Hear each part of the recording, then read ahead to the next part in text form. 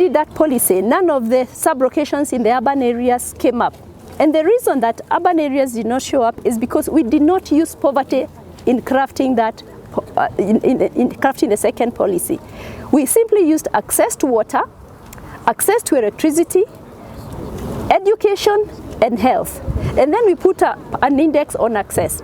Some of the urban areas, their problem is not access to these facilities. The problem in urban areas is ability to pay, which is a slightly different problem from marginalization. With this formula that is used to share revenue among county governments, we know that it has 6 indicators, or indices or parameters, if you like. That formula has poverty, it has land area, it has a development index, it has what we call a fiscal responsibility parameter, and a basic equal share. Each of these indicators carry a different weight in the formula. Allocations based on poverty, land area, and development are designed to address inequality and development gaps.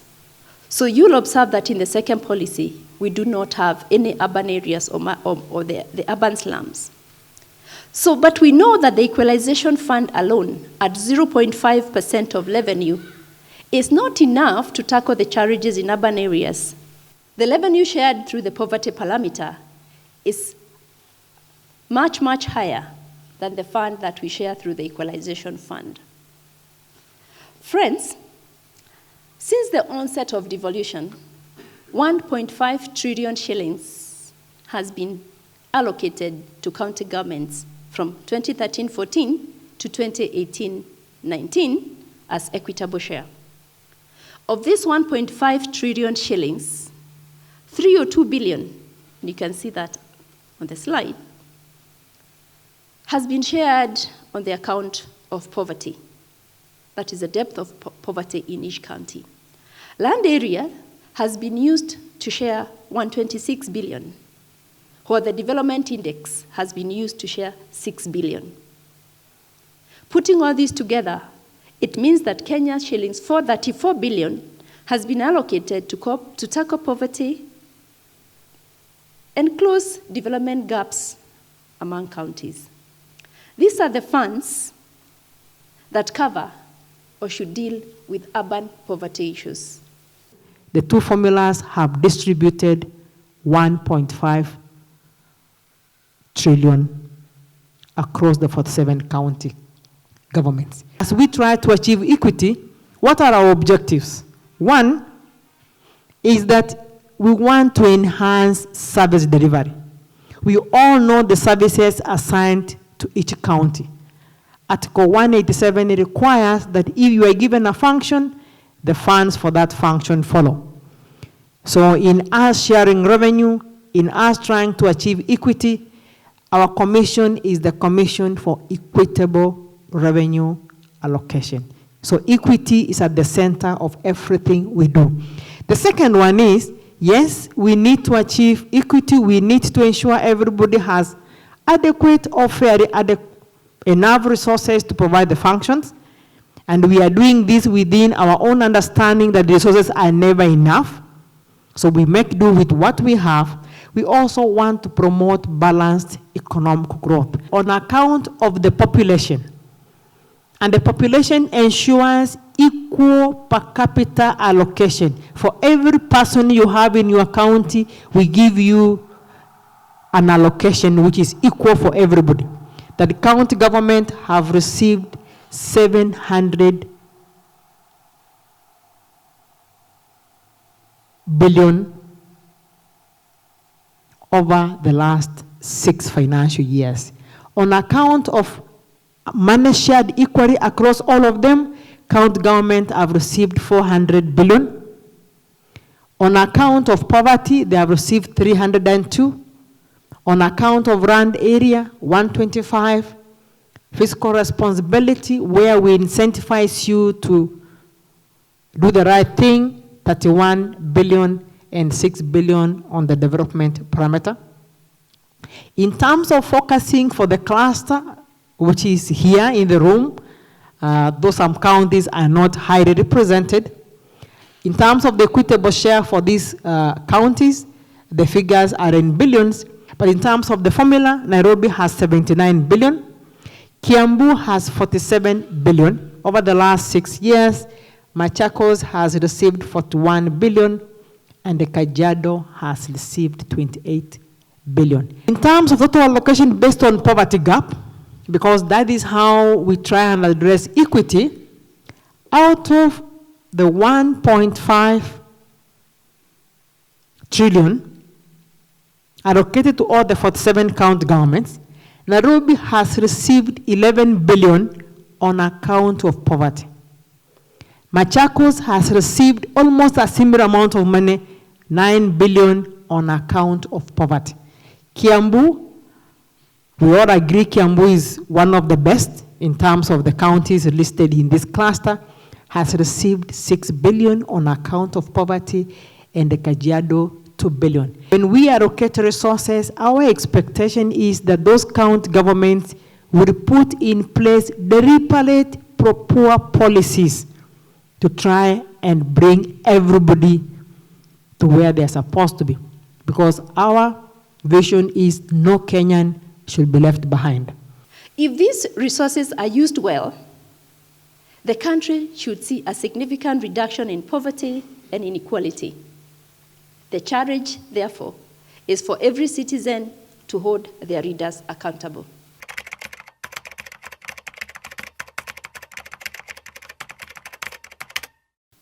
Now, in the city of Nairobi, we have just concluded the implementation of the first generation county integrated development plan, which saw a number of milestones achieved.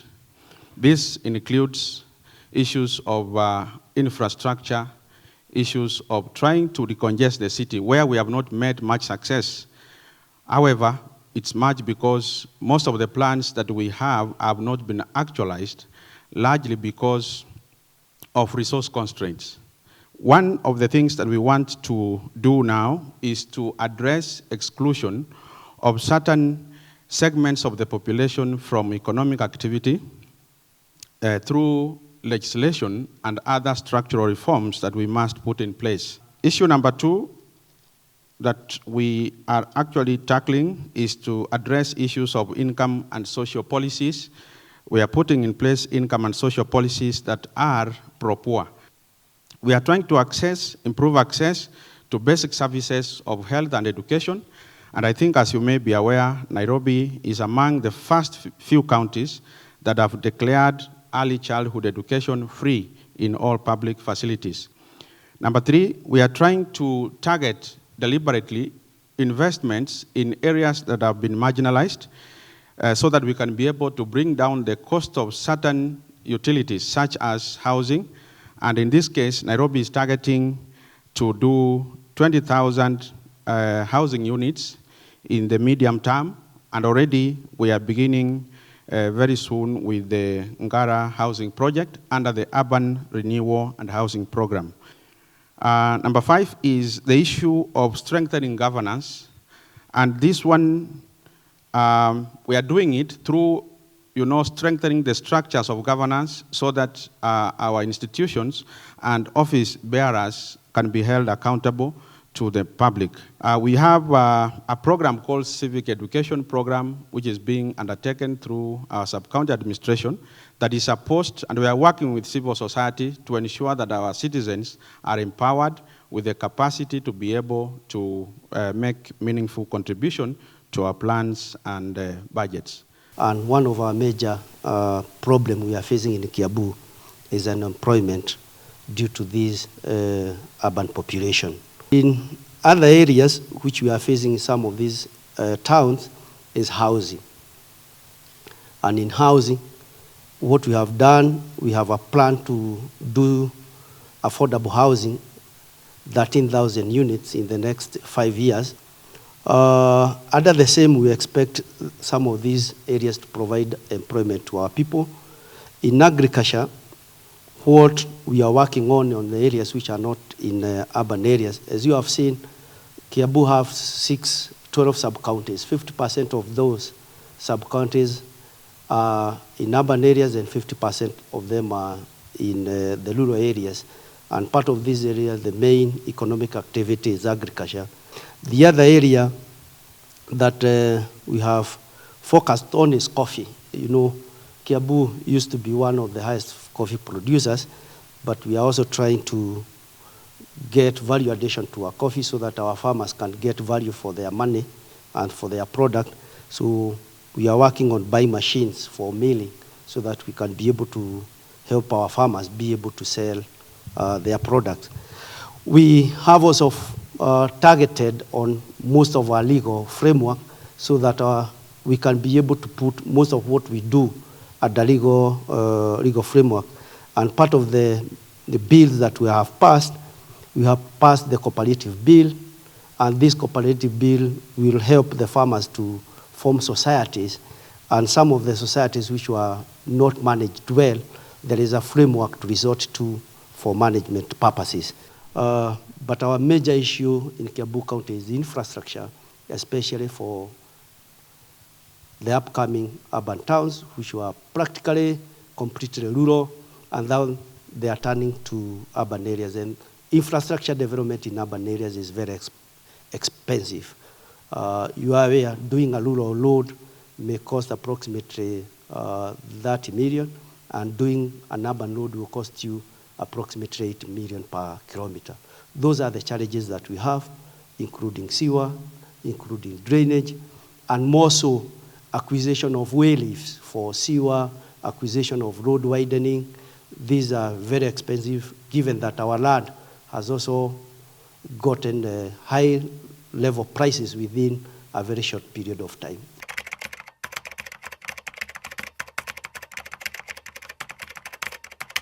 Nairobi, the social funds. For me, I have been thinking for many years that maybe these funds are not working for us, and if these funds could just be given directly to the institutions that offer these services. If it is education, education is free. If it is the hospitals, and then if I, Juliet, need to go to hospital, I have a card that tells I am under social protection, and I go for the service there, because these funds are given to the people who do not even need them. And the people who need them most are left out. In terms of development allocation, we are not able to absorb. And you can see, if you read the report of the Control of Budget, Nairobi is not the worst performing.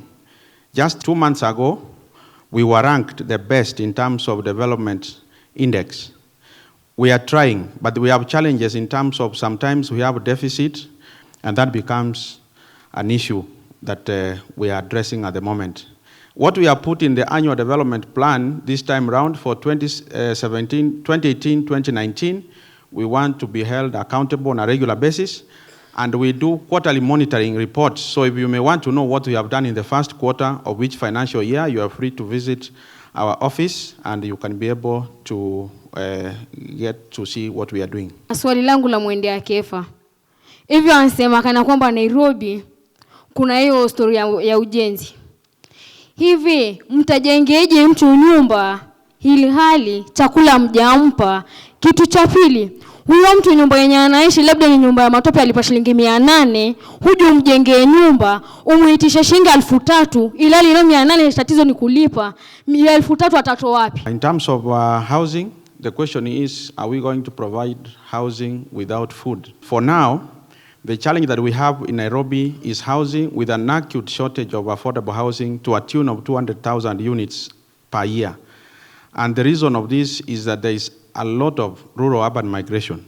Rural-urban migration directed at Nairobi is at 4.8%, and that is the greatest driver of population growth in the city. Alongside food security, which we are driving through enhancing. We have reviewed our policies that used to prohibit urban agriculture. Now you can do agriculture in Nairobi.